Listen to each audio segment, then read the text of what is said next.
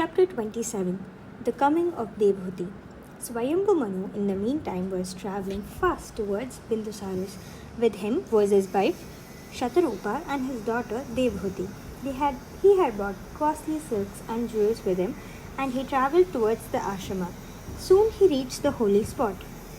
Followed by his servants who were carrying his gifts, Manu entered the ashrama of Kardama and walked towards him. Kardama had just completed the worship of fire. He was himself glowing like fire because of the spiritual awakening in him following the sight of the Lord. Manu was pleased to see that he was very handsome and that he had eyes which were gentle and full of compassion. Manu went and prostrated at the feet of Kardama. Kardama blessed him and offered him agya, padya, and other customary things offered to a guest. He honored Manu since he was a monarch. Manu received them all with humility and sat at the feet of the rishi. Kardama spoke sweetly to him about the welfare of his kingdom and the happiness of the people under his rule. He said, I am honored by the visit of such an illustrious person like you. You are the monarch of the world and you have come to my humble cottage. I honor you because you are the image of Narayana. A king is said to be the Lord himself. He is said to be the sun, the moon, fire, Indra, Vayu, Yama, Dharma, Varuna and Narayana. By his prowess he becomes like the sun. He pleases by the sweetness on his face and thus resembles the moon. His power is so great that ordinary mortals cannot approach him, and that is where he resembles Agni, the fire. He rains riches and prosperity on the kingdom he rules, and so a king is said to be like Indra. He should know the innermost thoughts of those who are around him, like the air, Vayu, which can enter everywhere. Destruction of evil is his role, like that of Yama, and protecting the good, like Dharma. His dignity and innate greatness are like those of Varuna, and he is the representative of Narayana on the earth. This is the reason why a king should be honored like he is a divine being. As for the reason which prompted you to come to this hermitage, I will, I assure you, try my best to please you. Embarrassed by the words of praise which Kardama had spoken, Manu spoke humbly. He said, You have been born from the face of the Lord to propagate tapas, knowledge, selflessness, detachment. We Kshatriyas have been born of the arms of the Lord to protect great souls like you and to help you propagate the lessons you have learnt.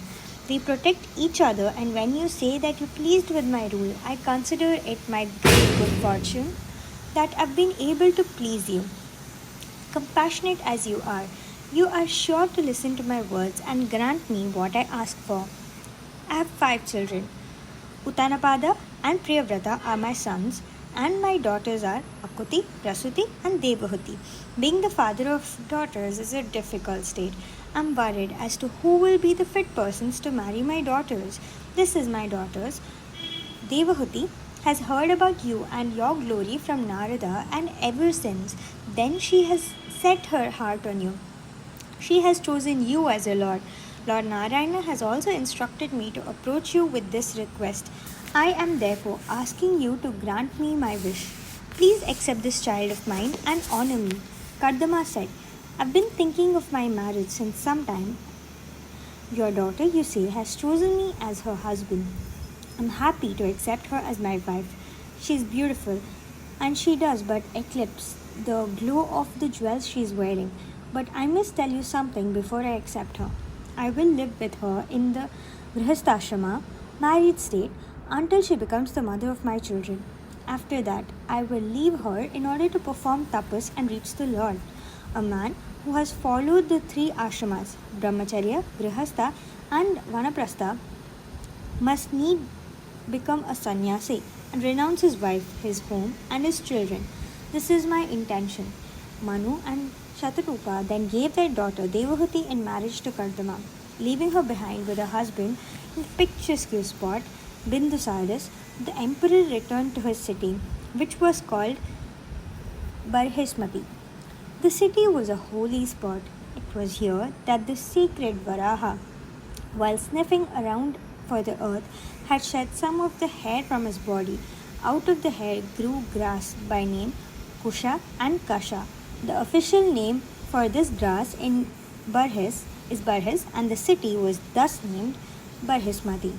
Manu had performed a yajna on the spot, with this Barhis spread on the Yajna Vedi, and this was in the name of Adivaraha. The land was thus sanctified. The land which was sanctified thus was named Brahmavarta.